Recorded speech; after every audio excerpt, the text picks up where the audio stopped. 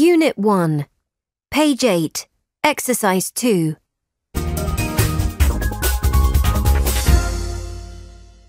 Ethan's book page.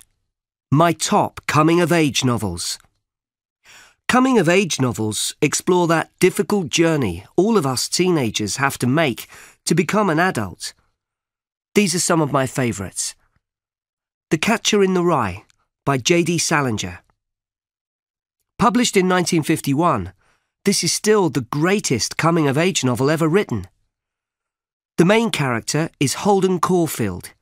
Like most 17-year-olds, including me, he doesn't know what to do with his life. But one thing is clear. He wants to avoid anything phony or fake. He doesn't want to be like all the phony people he sees around him. The only person he really loves and can talk to is his younger sister, Phoebe. Salinger didn't allow a film of his novel to be made. Even so, The Catcher in the Rye has sold 65 million copies around the world. This book can change the way you look at the world. The Secret Life of Bees by Sue Monk Kidd. This isn't the kind of book I normally read. The narrator is a girl, but a friend recommended it. This 2002 novel is set in the USA in the 1960s, and it tells the story of Lily Owen, a white girl in the racially divided South. Her father treats her badly, but she's a survivor. With the family's black servant, Rosaline, Lily goes on a quest to discover the identity of her dead mother. On the journey, she meets 3 strange beekeepers who help her to grow up and be at peace with her history. The Secret Life of Bees has sold 6 million copies, and a film was made in 2008. I'm reading this book at the moment, and I'm loving it. Great Expectations by Charles Dickens. This is an old book, published in 1860, but it's brilliant. At the beginning, the orphan boy, Pip, is living with his bullying sister and her husband. But his life changes forever when he meets a terrifying escaped convict called Magwitch. The plot is exciting, and there are some unforgettable characters, such as the eccentric Miss Havisham and the beautiful Estella. Pip is given a fortune by an unknown donor and becomes a gentleman. However, money can bring unhappiness. By the end of the story, he is a wiser but sadder man. There are at least 9 films of Great Expectations. So, what are you reading? Let me know. Page 11, Exercise 2.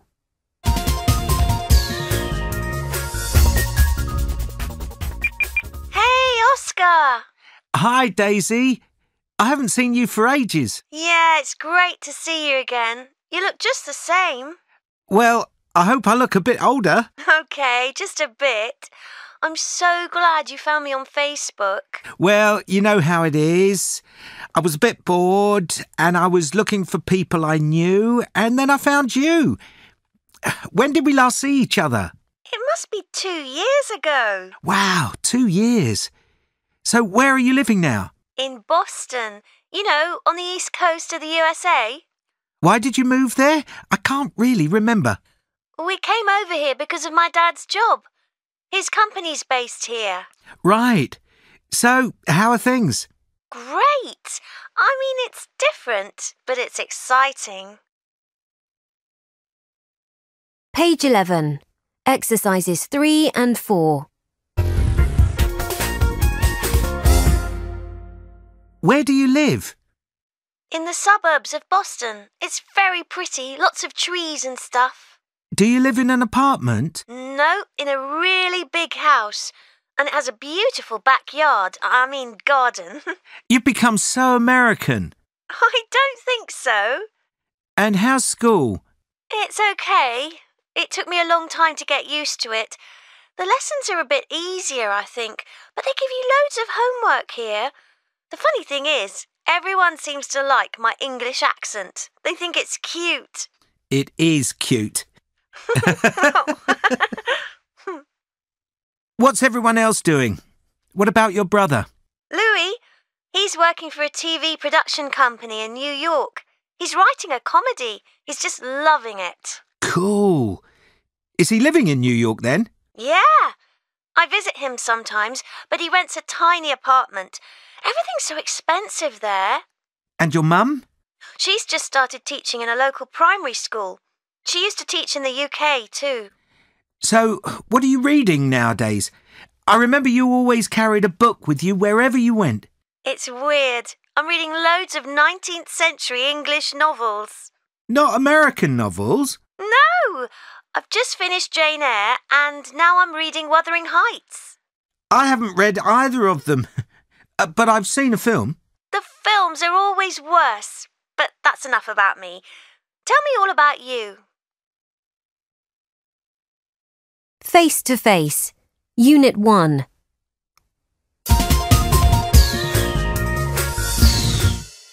One. Hey, Oscar! Hi, Daisy. I haven't seen you for ages. Yeah, it's great to see you again. 2. You look just the same. Well, I hope I look a bit older. Okay, just a bit. I'm so glad you found me on Facebook. 3. And how's school? It's okay. It took me a long time to get used to it. The lessons are a bit easier, I think, but they give you loads of homework here. The funny thing is, everyone seems to like my English accent. They think it's cute. It is cute. Page 11. Express yourself.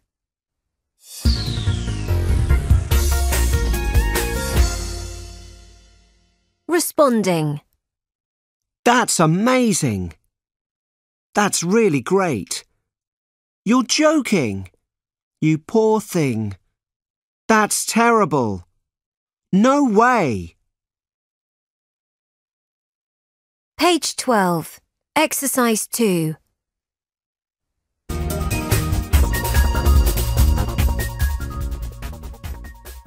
My Crazy Life by Melissa. I've had this blog for 3 years now, and I've noticed that I'm getting a lot more views these days. Thank you. I've also realised that a lot of my new followers don't know very much about me.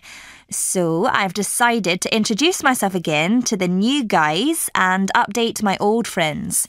The theme of this week's blog is all about me. My look. So far, this year has been revolutionary. I've changed lots of things about my life, and one of them is my hair. Do you realise how many hours I've wasted trying to make it look presentable? So, no more long hair that's boring to wash, comb and keep under control. I've just been to the hairdressers and this is my new cool style. What do you reckon? Wearing. It was a terrible decision, but I've finally thrown away my favourite green sweater. My mum just wasn't prepared to repair it any longer. The big farewell happened on Tuesday. It was a very sad day, but that sweater was full of holes. Breaking news! I've just bought a new blue and pink sweater and I can't stop wearing it. My secret life. I've recently discovered peanut butter. Not that smooth industrial stuff, but the genuine organic variety. It's my perfect food, especially with banana. Oh, that's the dream combination. Reading. My new e-reader has changed my way of reading. I've only had it a month, and I've already read 3 novels. I think I only finished 6 in the whole of last year. The last one I've read is The Hunger Games by Suzanne Collins. It was so much better than the film. Watching. Have you ever seen the X-Men films? No? Then you have to check them out immediately. I've even learnt a lot of the dialogue. I haven't seen the last one yet, though. Maybe this weekend. Thinking about. I've checked my phone 50 times since this morning. I think I'm becoming obsessed. I have to get a life. The future. I hope to travel and learn some languages. Maybe I'll become a journalist, or an interpreter, or even an English teacher. That will be tough. I don't know enough about English grammar. OK, guys, I hope you all have a great week. I'll write another post at the weekend. Bye! Page 14. Exercise 8.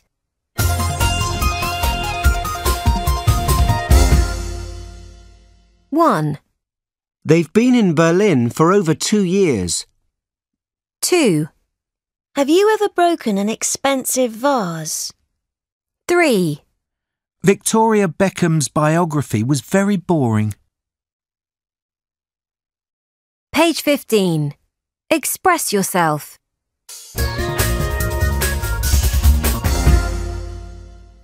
Describing a book. The novel is set in. It is written by. It is narrated by. The story starts. The story ends. Giving opinions. I loved it, hated it, quite enjoyed it.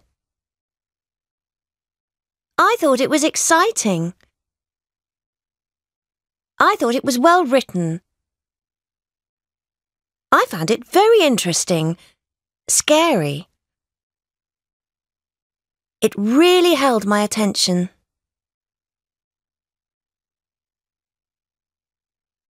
Page 16. Express yourself.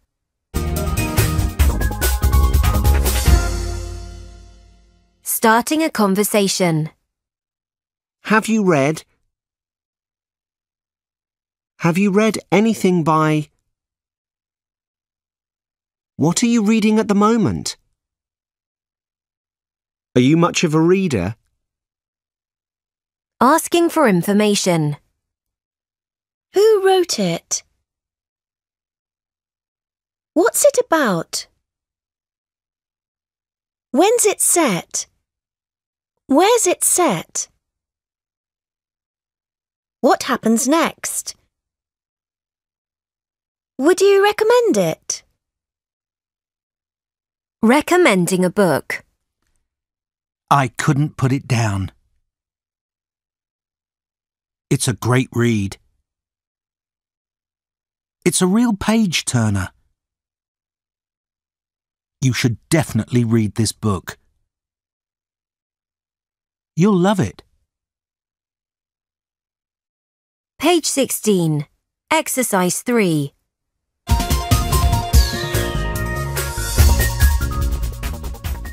What are you reading at the moment, Nikki? Nothing much. I've just finished the final Hunger Games book. Was it any good? It was brilliant, really exciting, but I don't know really what to read next. Well, if you want to read something a bit different, I'd really recommend Packing for Mars. I've never heard of it. Is it a science fiction novel? It is science, but it's non-fiction. Isn't that a bit serious? No way, it's really funny. So what's it about? It's about what life's really like for astronauts when they go into space. I mean, they face so many problems in spaceships. Like what? Well, the book explains that astronauts' lives are 99% boredom. They have to do the same boring things every day. They get dirty because it's difficult to wash. They get food all over the place because there's no gravity. And going to the toilet is no joke either. It can be a really messy business. And then they get cabin fever. Just imagine being stuck in an incredibly small space with other people for weeks or months. I think I'd go crazy. Me too. Just think, a round trip to Mars would take 3 years. Ugh.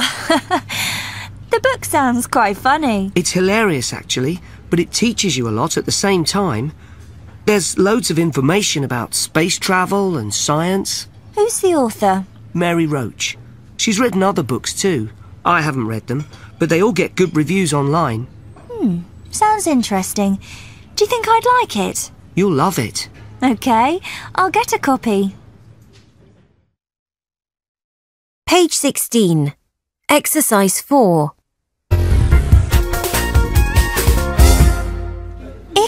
want to read a science fiction novel, you should definitely read Fahrenheit 451. Weird title. What's that in Celsius? Oh, I don't know, but it's the temperature paper burns at. Uh-huh. So, I guess that fact's important in the book. You bet. In fact, the first line is, "It was a pleasure to burn." Who's it by? Ray Bradbury. Oh yeah, I've heard of him, I think. He was a brilliant writer. He mainly wrote short stories, but this is a novel. So what's Fahrenheit 451 about? Well, it's set in the future, in America. People don't read books anymore.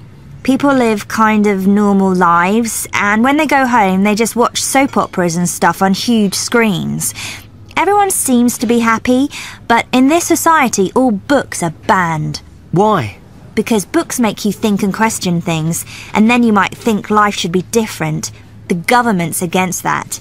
So, in this society, firemen are people who actually burn things. They burn books. But one of the firemen, Guy Montag, discovers reading and, well, he starts to question everything about his life. The fire department finds out and he has to get away. He becomes a criminal. It's a really thought-provoking novel. I couldn't put it down. It sounds great. I can't wait to read it. So where is the science fiction section?